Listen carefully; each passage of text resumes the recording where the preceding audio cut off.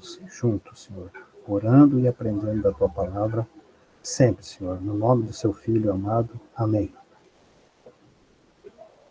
Amém. Amém.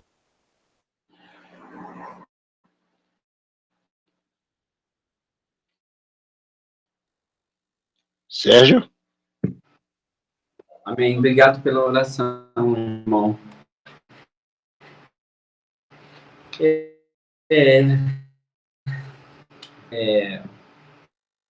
Porque esse é um desafio para todos nós, buscarmos enxergar Jesus cada dia melhor. Essa é a ideia. Esse é o encorajamento que eu quero trazer para os irmãos, mais uma terça-feira. Na lição 7, irmãos, o tema é a frase que Jesus amava dizer. E provocando alguns irmãos e irmãs, né, no grupo que a gente tem de WhatsApp, a gente viu várias sugestões, né? Eu sou o caminho, a verdade e a vida, vinde a mim, né? Enfim. Só um minutinho, irmão, só um minutinho. Boa noite, irmãos. Boa noite, Dani. Boa noite, Daniele.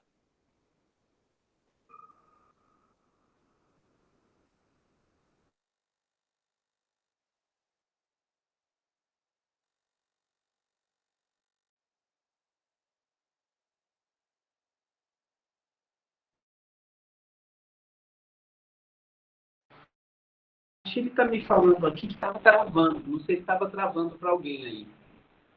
Está travando para alguém ou não? Gente, para mim também está travando. Aqui também. Tá travando, né? Deixa eu ver se eu ajusto aqui. Até agora, para mim, travou, não. Tá travando, viu, irmãos? Tá travando.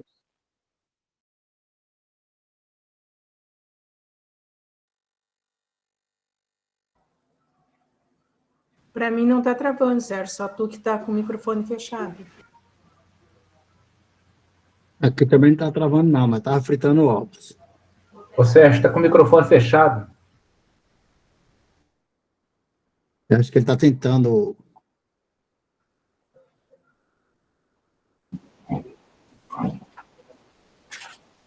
Ok, aqui, porque tem a 5G não está muito bem hoje. Não sei por quê. Estão me ouvindo bem agora? Sim. Bem, tá bom. Gritem aí, tá? Não deixa eu continuar picotando, não, tá? Eu já tenho a voz fanhosa. Se ficar picotando, aí vocês não vão entender nada. Tá bom? Seu Sérgio, repete a passagem, por favor. Oi? Não, eu não citei passagem ainda não, irmã. Não, tá. Desculpe. Tá bom? Vontade. Então, vamos lá. Então, assim, a frase que Jesus amava dizer. Esse é o nosso tema de hoje. E fico pensando muito nas coisas que Jesus ensinou e falou. Hoje, especialmente, nós vamos pensar em dois momentos. O irmão Edivaldo, ele vai me ajudar, vai nos ajudar, né? Ele vai nos ajudar. Nós combinamos de fazermos juntos hoje, um pouquinho. Que vai ser um papo gostoso aqui. E quando a gente tem o irmão Edivaldo por perto, né, o papo fica muito gostoso. E o irmão Edivaldo vai trazer para a gente uma parte importante da nossa reflexão de hoje. Porque, irmãos, para nós, falarmos sobre perdão é muito mais simples, mas não deve ser menos importante do que era para os nossos judeus, nossos irmãos judeus. Você consegue não é? imprimir? Da época de Jesus. Consegue? Tem algum microfone aberto. É uma página só para... Isso, agora. Então, assim, vamos refletir um pouquinho, irmão, sobre perdão, mas primeiro no ponto de vista dos judeus, da época de Jesus, tá? E até anterior a Jesus, né? De Moisés. Eu não sei se o irmão Edivaldo vai falar ainda da época patriarcal, ou se ele vai falar, né, dos judeus. Vou deixar muito ele à vontade, vai ser um papo muito gostoso. E o irmão Edivaldo vai nos ajudar a refletir um pouquinho sobre como era para o judeu ser perdoado. como ele lidava com a questão de perdão e como Deus lidava com a questão de perdão com eles. Tá certo? Vamos ter, então, esses dois momentos. Irmão Edvaldo, nos ajude aí. Bora lá. Boa noite a todos, a paz de Cristo a todos. A necessidade de perdão, né, na vida do ser humano, né, já desde a época da nação de Israel, né? Então, a Bíblia, né, ela descreve, né, Deus, né, como um Deus santo, né, o Deus de Israel, né, um Deus santo. Ele não tolera transgressões dos seus mandamentos, né? Nunca tolerou, né, nem antes de Israel, né, com os patriarcas, como o Sérgio falou, nem também agora na nossa época, né? Mas o perdão, irmãos, significa que a barreira entre Deus e o homem é removida, é tirada, né? Então, o homem pode, né, através do perdão, mais uma vez, se reconciliar com Deus, né? Ter um novo relacionamento com Deus, né? E como era feita essa expiação, né? Vamos dizer assim, né? Como é chamado, né? A remissão, né? Dos pecados na época dos judeus, na época da nação de Israel, né? Ela começava pelo sacerdote, né? Pelo sacerdote e sua casa. Isso está lá em Levítico 16. Eu não vou ler, né, irmãos? Porque o meu tempo aqui vai ser pequeno, porque a aula vai ser de César. Mas só para a gente entender, né, que essa expiação, ela começava já com o sacerdote, né, e a sua família, né, que oferecia um novilho em sacrifício pelo seu próprio pecado. E em seguida, era tomado 2 bodes, e um deles seria enviado para o deserto, como emissário no intuito de levar o pecado do povo. E os ritos descritos em Levítico, ele tinha uma aplicação individual, ao passo, né, que o dia da expiação dos pecados de toda a nação era dia em que toda a casa de Israel jejuava e descansava. Ou seja, né, os ritos descritos, né, por exemplo, eu descobria um pecado, né, eu achava que tinha cometido uma falha, um erro, eu ia até um sacerdote, o sacerdote, né, ia olhar, vamos dizer assim, o tamanho desse meu erro, e aí ele ia dizer o que eu ia oferecer, se era um cabrito, se era um novilho, se era, enfim. Mas, quando se tratava do dia da expiação dos pecados da nação, aí esse dia, né, era um dia em que todo o povo de Israel, toda a nação de Israel jejuava e descansava. Então, a gente entende, né, que a nação de Israel, ela oferecia sacrifícios, né, pelo perdão dos pecados, também jejuava, né, e orava a Deus, né, pedindo, né, perdão por suas falhas e por seus erros, né. Mas nem sempre jejuar era só para pedir perdão de pecado, né. A gente sabe que tem o exemplo de Mordecai ou Mardoqueu, né, que jejuou e pediu, outros jejuavam pedindo a Deus por situações, né, que poderia vir a ocorrer, né, e também se oferecia sacrifício pelas vitórias, né, principalmente os reis nas guerras e tal e tudo mais. Então, a nação parece que entendeu muito bem isso daqui, até o tempo de Moisés, Josué, e aí depois vem Juízes, já começa altos e baixos, a ponto de eles chegarem a Samuel pedindo um rei, né? E aí Samuel fica indignado e Deus fala para Samuel, olha, não foi a você que eles ofenderam, foi a mim, mas eles querem um rei, eles vão ter um rei. E aí coloca-se diante deles todas as condições que eles têm para obedecer ao rei e tal, enfim. E a partir daí a gente vai ver que o povo parece que começa mais a obedecer ao rei do que a Deus, né? Saul, o primeiro rei, já foi assim um rei desobediente em sua primeira batalha, quando foi para eliminar lá os amalequitas, que não trouxessem nada, não deixasse rei vivo. Ele deixa o rei vivo e ainda traz, né, um gado gordo, mas segundo eles, para oferecer a Deus em sacrifício. Daí Deus já vai dizer, o que me importa? Sacrifício ou que obedeçam a mim. Bom, vem Davi. Davi foi um homem que falhou, a gente sabe que foi um homem que cometeu pecado, foi um homem que jejuou, né, e orou, pediu, implorou, né, Deus o perdoou no seu erro com Betseba, mas o pecado dele trouxe grandes consequências para a vida dele e de sua família. Davi, embora sendo um homem falho, mas foi um rei, um grande rei, que não levou o povo a adorar outro Deus. Davi pode ter cometido erro, mas o seu coração era puro com sua fidelidade para com Deus. Ele não levou o povo a cair na apostasia ou adorar outro Deus. Davi não levou a nação à idolatria. Depois de Davi vem Salomão. Salomão constrói o templo, e quando ele acaba de construir o templo, está lá em 2 Crônicas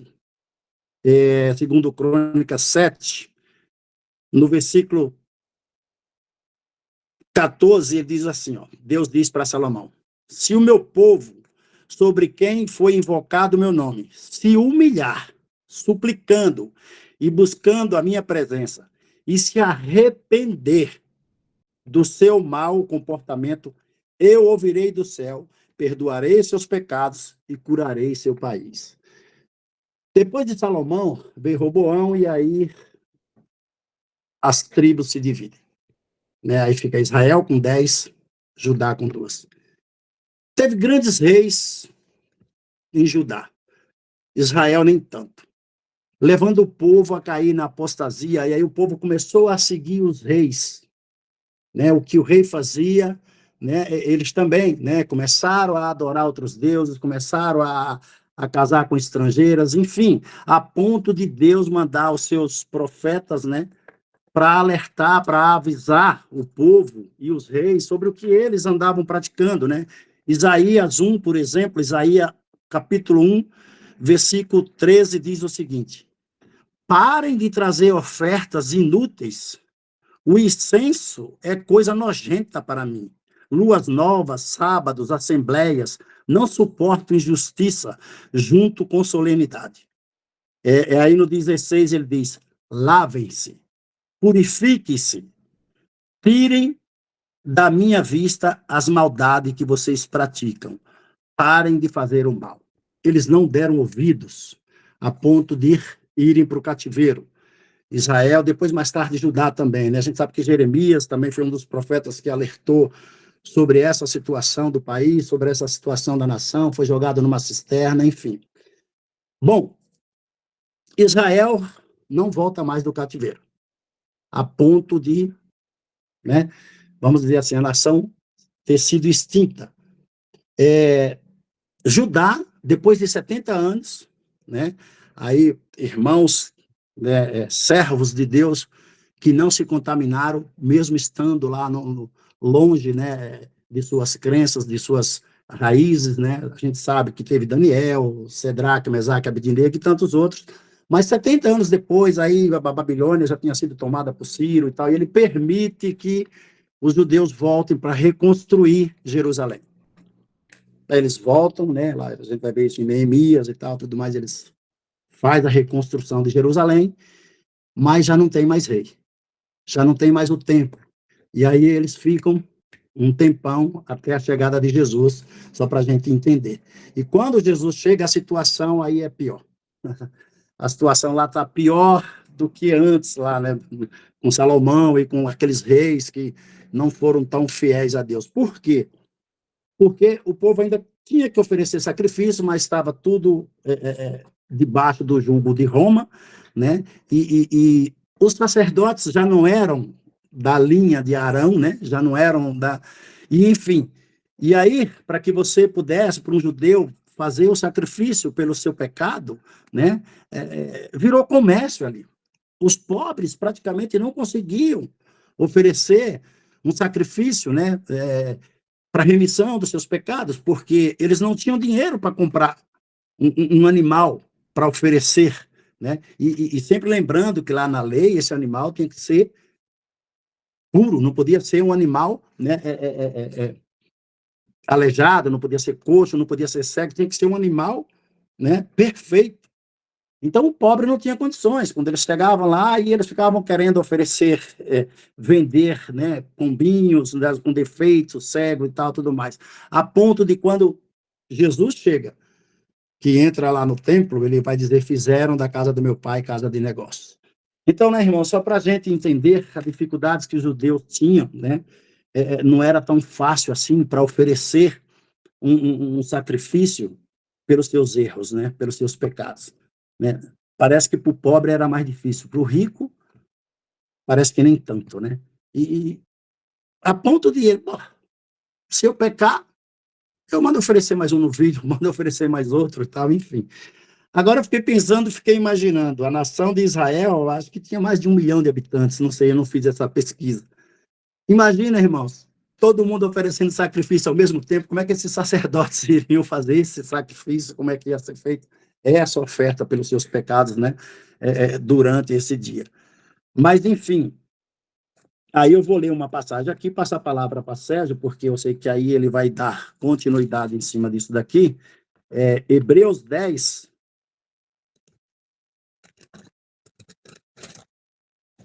Hebreus 10, a partir do 5. Por esse motivo, ao entrar no mundo, Cristo disse: Tu não quiseste sacrifício e oferta. Em vez disso, tu me deste um corpo. Holocaustos e sacrifício não são do teu agrado. Por isso eu disse: Eis-me aqui, ó Deus. No rolo do livro está escrito a meu respeito para fazer a tua vontade. Primeiro diz: Não queres e não te agradam sacrifícios e ofertas, holocaustos e sacrifícios pelo pecado. Trata-se de coisas que são oferecidas segundo a lei. Depois acrescenta: Eis-me aqui para fazer a tua vontade. Desse modo, Cristo suprime o primeiro culto para estabelecer o segundo. É por causa dessa vontade que nós fomos santificados pela oferta do corpo de Jesus Cristo realizada uma vez por todas. A partir daí, entrego a palavra a Sérgio.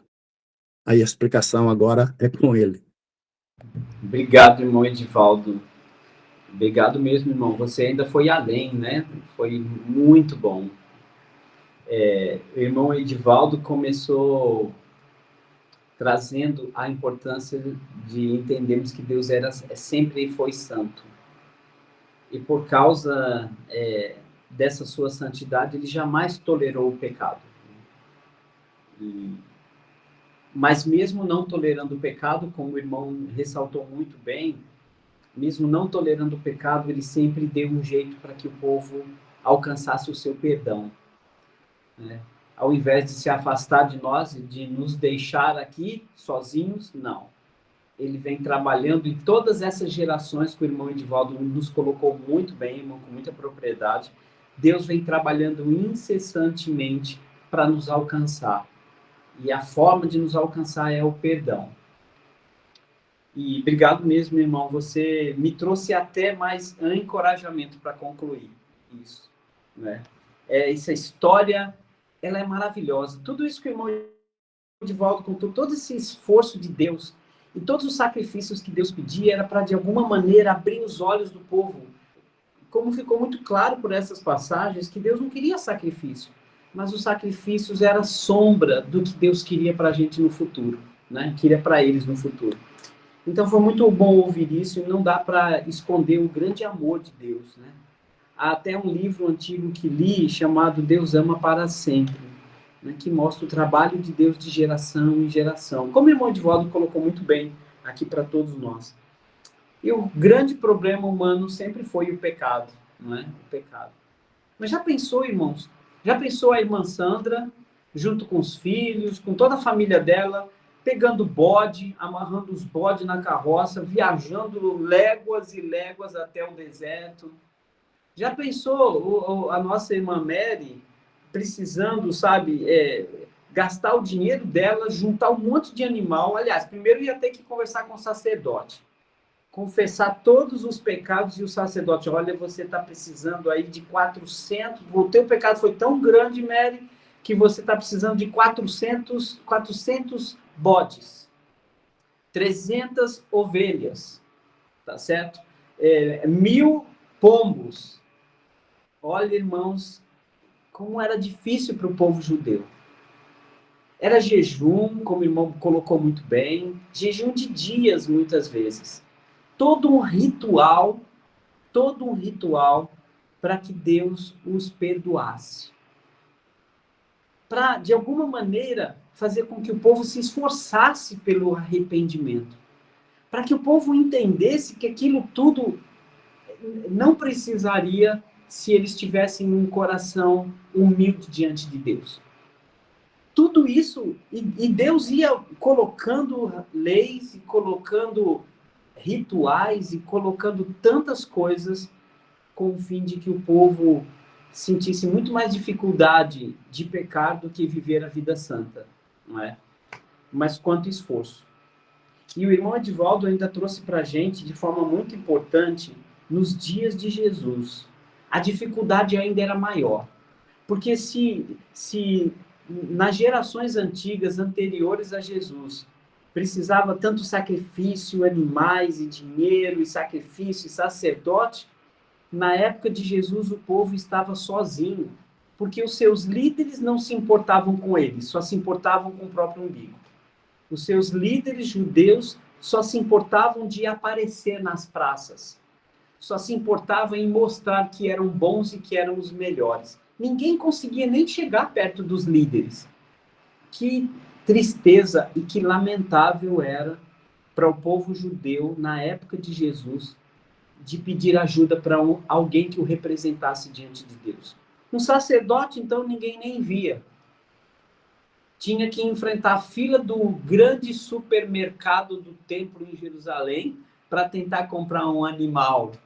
E as pessoas pedindo, não, você não tem dinheiro para comprar isso, não vai poder expiar o seu pecado com esse animal, não. Ah, você precisa tirar todo o dinheiro da sua poupança, faz um cheque aí. Parece que a gente está vendo algumas religiões modernas, né? Por isso que Jesus ficou tão indignado de chegar ali no templo em Jerusalém e ver que transformaram a casa de oração, a casa do Pai, em comércio, em covil de salteadores. Só dava ladruagem. Que tristeza isso. E pior ainda do que isso, eram aquelas pessoas que continuavam no pecado porque não conseguiam chegar até Deus, segundo os religiosos daquela época. Aquelas pessoas tão carentes, as pessoas arrependidas dos pecados, tinham que sofrer a amargura de não se sentirem perdoados. Talvez isso teria sido pior ainda do que você não conseguir comprar um animal para expiar o seu pecado. Talvez a dor de não se sentir ou não saber que era perdoado por Deus seria uma tristeza, uma depressão muito pior do que não conseguir falar com um sacerdote. Talvez as pessoas que tinham seus pecados, sem entender que Deus poderia perdoá-los, sem poder usar animais ou outros sacrifícios para se sentirem perdoados segundo a lei, os tornasse pessoas isoladas, reprimidas, escondidas. Então, a angústia da nação de Israel, irmãos, era terrível.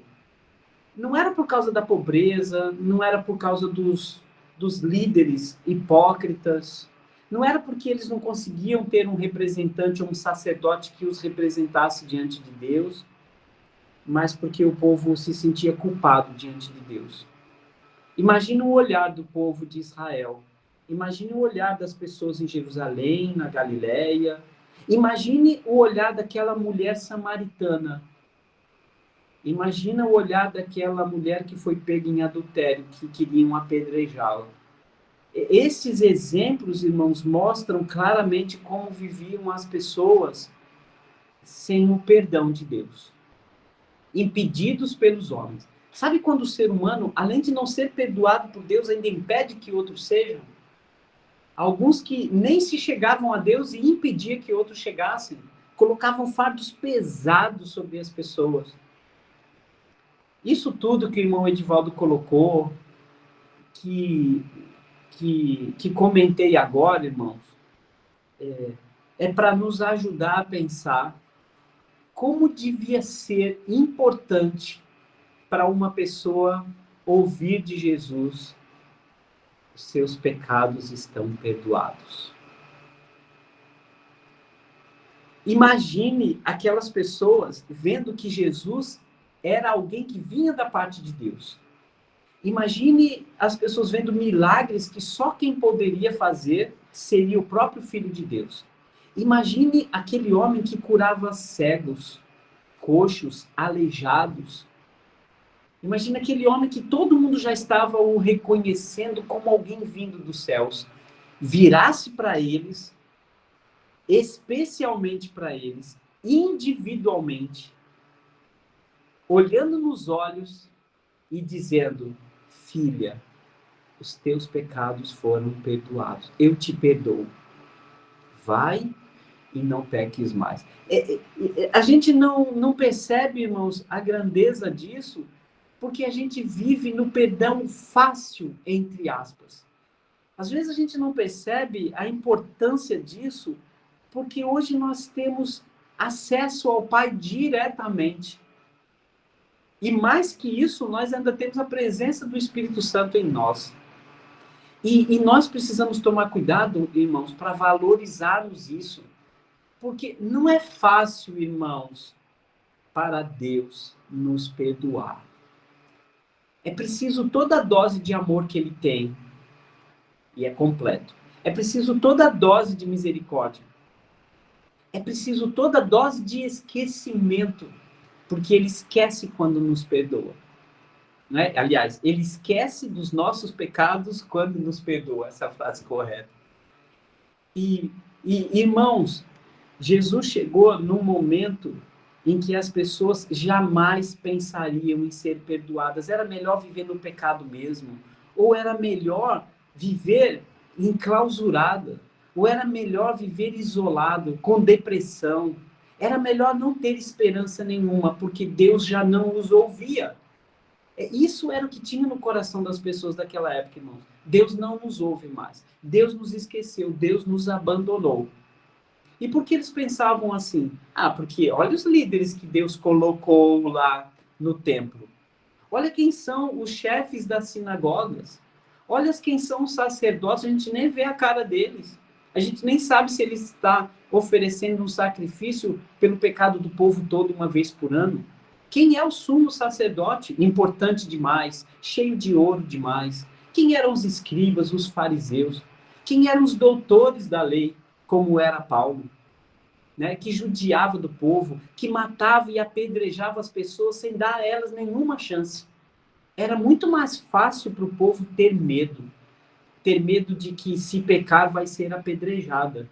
Se pecar vai ser banido.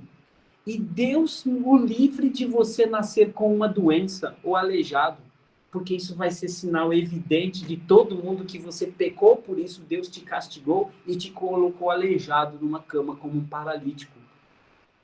É por causa do seu pecado que você está com a mão ressequida. Cura no dia de sábado? De jeito nenhum, isso é pecado. Como era difícil para o povo, irmãos, não ter perdão. Viver sem esperança de vida eterna. Viver com a consciência pesada de que desagradou tanto a Deus que Deus lhe virou as costas. Para aquele povo, irmãos, Deus não se importava mais com eles, porque eles pecaram, então merecem a morte. Aí chega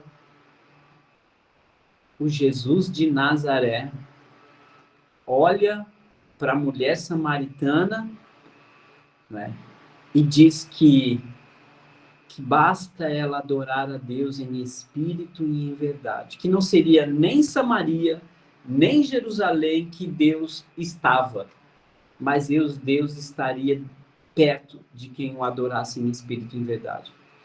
Aquele homem que desceram o seu leito né, sobre uma abertura no telhado e recebeu logo de cara de Jesus a frase: filho, estão perdoados os teus pecados. Nem importava o que todo mundo estava dizendo lá, mas foi a primeira coisa que Jesus disse para ele. Porque provavelmente Jesus viu naquele homem, assim como viu na mulher samaritana, assim como viu também naquela mulher que derramou o vaso de alabastro, né, o perfume nos seus pés, que Jesus disse a fé dela fez com que ela a perdoasse, os pecados dela foram perdoados neste momento. Porque Jesus via a fé daquelas pessoas, e a fé era o fator mais importante para o perdão do pecado daquelas pessoas. Elas confiaram suas vidas em Jesus. Elas não tinham mais ninguém em quem confiar. Por isso lhes veio o Salvador. E a frase, irmão, que Jesus provavelmente amava dizer, ou não sei se mais amava dizer, era a frase que ele queria tanto dizer para todo mundo. E ele continua querendo dizer essa frase para todos. Né? Irmão, irmã, aliás, Jesus diria: filhinho, estão perdoados os teus pecados. Não há frase mais importante do que essa na Bíblia, irmãos. Foi esta mesma frase escondida atrás de uma afirmação de Jesus, aquele ladrão na cruz, ou aquele malfeitor na cruz. Quando Jesus vira para ele e diz: hoje você estará comigo no paraíso. Aquele homem entendeu perfeitamente bem que naquele momento Jesus o estava perdoando dos pecados de uma vida toda. Nos últimos minutos de sua vida, ele teve seus pecados perdoados. Eu tenho alguns textos aqui para a gente ler, irmãos, mas que tenha ficado muito claro na nossa visão que para os judeus ouvirem isso de Jesus não era a mesma coisa do que é para a gente. Eu vou deixar o irmão Edivaldo falar, vou ler uns textos bíblicos e vou só fazer o fechamento dessa ideia e depois eu vou abrir para os outros irmãos fazerem comentários, tá bom? Irmão Edivaldo. É rapidinho, né? Quando você colocou a tarde aí, eu coloquei vinde a mim, exatamente. Vem um pouco de encontro com tudo isso, porque quando o judeu ele tinha que vir até o sacerdote para falar o pecado dele, para que o sacerdote dissesse o tamanho do erro e o tamanho da oferta que teria, o sacrifício que teria que ser feito, né? Tinha pessoas que já falavam assim, como você colocou aí, eu nem vou lá. O meu erro é tanto, o meu pecado é tão grande, que não tem mais perdão. Aí, quando todos viram a costa, Jesus disse: vinde a mim. Verdade. E não pergunta o tamanho do pecado. Verdade. Não pergunta o que fez. É como você colocou aí, diz: os teus pecados estão perdoados. Perfeito. Vai e não peques mais. Perfeito. É maravilhoso demais. Então, por não isso que você colocou aí. Não era o tamanho, né? Mas o que aquilo fazia, né? E os teus pecados encobrem o seu rosto de vós, não é verdade? Mas o que Isaías mesmo diz: os ouvidos de Deus não estão surdos para ouvir, nem os seus braços encolhidos que não possa alcançar. Perfeito, irmão. Olha que dupla boa, viu? Eu gostei, irmão, do que a gente fez hoje. É maravilhoso demais trabalhar com você, irmão. João 8:11. Evangelho de João 8:11.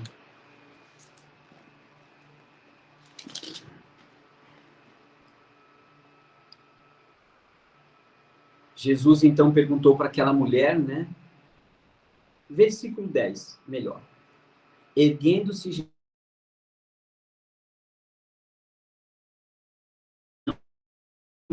mais além da mulher que a acusasse, perguntou à mulher: onde estão aqueles que, Senhor?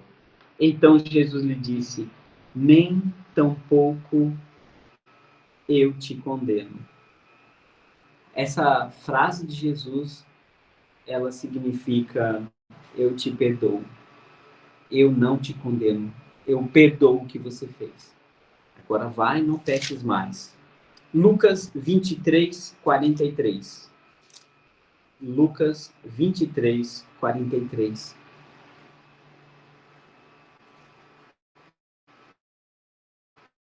lá na cruz. E acrescentou Jesus, lembra-te, aliás, e acrescentou, Jesus, lembra-te de mim quando vieres no teu reino. 43, Jesus lhe respondeu, em verdade te digo, hoje estarás comigo no paraíso. A frase que Jesus estava pensando aqui é, eu te perdoo. Marcos 2, 5. Marcos 2, 5. Diz assim, talvez um pouco antes do versículo 5. Marcos 2, versículo 1. Depois entrou Jesus de novo em Cafarnaum e logo correu a fama ou a notícia de que Jesus estava em casa. Muitos correram, afluíram para ali, tantos que nem mesmo junto à porta se achava lugar, e Jesus anunciava-lhe a palavra. Alguns foram ter com ele conduzindo um paralítico levado por 4 homens, e não podendo aproximar-se dele por causa da multidão, descobriram o eirado no ponto correspondente ao que Jesus estava, e fazendo uma abertura, baixaram com cordas o leito daquele homem doente. Vendo-lhe Jesus a fé, disse ao paralítico, filho, os teus pecados estão perdoados. Só um detalhe aqui importante, irmãos. Não foram apenas aquelas pessoas que tinham fé para descer o paralítico. Foi o paralítico que se submeteu a uma situação dessa. Que era uma coisa mais insegura e mais amedrontadora do que um paralítico se colocar no alto de um prédio, de uma casa e ser baixado por corda. Mas aquele homem tinha fé. E Jesus olhou para a fé dele. A gente sempre pensa nos homens baixando a corrente, mas a gente quase nunca para pensar naquele paralítico dizer, não, pode me amarrar e me joga lá para baixo. Pode descer, pode descer, pode descer. Não, mas tem certeza? Não, pode me descer. Eu preciso que vocês façam isso por mim. Eu não posso fazer sozinho. Faça por mim. Me empurrem. Se quiser, me joguem lá para os pés de Jesus. E Jesus vira para aquele homem e diz a frase tão especial. E como Jesus queria dizer aquela frase no meio daquela multidão. Não havia frase maior do que essa para Jesus dizer. Por isso que ele usou essa frase. Porque era tudo que ele queria. Jesus não queria muito falar, pega teu leito e anda. Ele falou isso para todo mundo ver. Eu acho que Jesus detestava ter que dizer isso. Jesus detestava ter que dizer para que as pessoas se arrependessem. Jesus detestava ter que dizer e ter que dizer e ter que dizer, se arrependam, se arrependam, se arrependam, se arrependam. Ele fazia porque era a sua missão. Porque o que Jesus tinha mesmo prazer em dizer era, os teus pecados estão perdoados. Tua fé te salvou. Não é? Lucas 7:47. Lucas 7. Talvez eu tenha exagerado em dizer que Jesus detestava pedir que as pessoas se arrependessem, é porque é tão triste que as pessoas tenham que se arrepender porque pecaram. É tão triste porque o pecado, irmãos, ele entristece Deus. Quando nós pararmos para pensar no perdão de Deus por nós e pelos outros, nós precisamos pensar que aquilo que a pessoa fez, que eu fiz, que você fez, entristeceu tanto a Deus. Eu não sei vocês, mas quando eu paro para pensar em coisas que eu fiz que entristeceu pessoas que eu amo, que me deixou tão constrangido e envergonhado, que se eu pudesse eu voltaria atrás, eu voltaria ao passado para consertar tudo. Quando pararmos para pensar que nós entristecemos tanto a Deus, quantas e quantas vezes Deus estava lá vendo o que eu e você fizemos. Às vezes nem tanto em ação, mas pensamos e trabalhamos no pensamento e geramos emoção em cima daquilo e fizemos, às vezes com o maior prazer. Será que a gente já parou para pensar nisso, irmãos? Eu pequei com o maior prazer. Eu desagradei a Deus com o maior prazer. Eu fiz aquilo que entristeceu tanto a Deus com o maior prazer. Ô Sérgio, Diga, irmão. mas a alegria de Deus foi tão grande quando você entendeu isso, Amém. que ele esqueceu tudo, né? Ele fez festa por isso, né? Amém. E que festa no céu há por um pecador que se arrepende.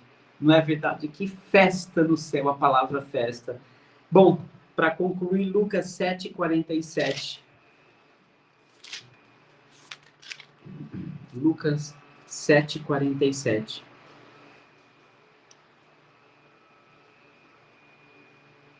Vamos ler só um pouquinho antes.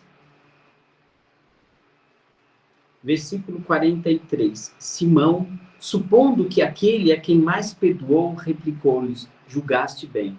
44. E voltando-se para a mulher, disse a Simão: vês esta mulher? Entrei em tua casa e você não me deu água para os pés. Esta mulher, porém, regou os meus pés com lágrimas e os enxugou com os seus cabelos. Não me deste um beijo. Ela, entretanto, desde que eu entrei, não cessa de me beijar os pés. Você não me ungiu a cabeça com óleo, mas esta mulher com bálsamo ungiu os meus pés. Por isso eu te digo, perdoados lhe são os seus muitos pecados, porque ela muito amou. Mas aquele a quem pouco se perdoa, pouco ama. Então disse Jesus àquela mulher: perdoados são os teus pecados. Irmãos e irmãs, o nosso pecado entristece Deus. Não é pelo que você faz, é a consequência disso. É Deus ter nos dado tanto, Deus ter nos oferecido tanto, e nós temos pensado só em nós. É por isso que para nós hoje não pode ser tão fácil, irmão, só de boca. Nós precisamos ter fé, ter obras que demonstrem que estamos arrependidos.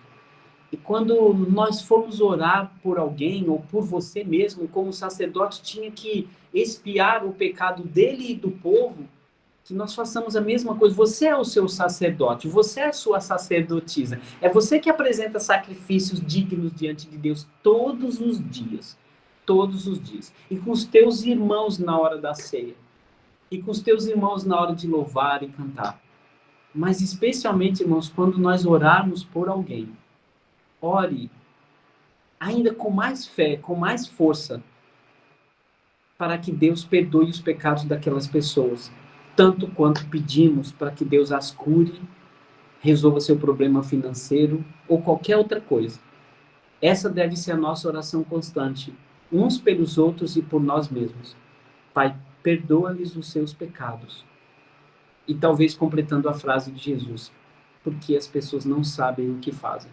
Porque se soubessem o quanto desagradaram a Deus, né, talvez fariam o que Judas fez. O grande problema de Judas é que ele não conseguiu ver o amor de Deus acima dos seus pecados. Que bom que Pedro viu e se arrependeu. E que bom que Paulo viu e se arrependeu. E que bom que eu e você vimos e nos arrependemos. Que essa palavra de Deus possa nos ajudar, irmãos, a ouvir Jesus dizendo para você: filhinhos, estão perdoados os seus pecados. Vá e não peques mais. Amém. Irmão Avaí.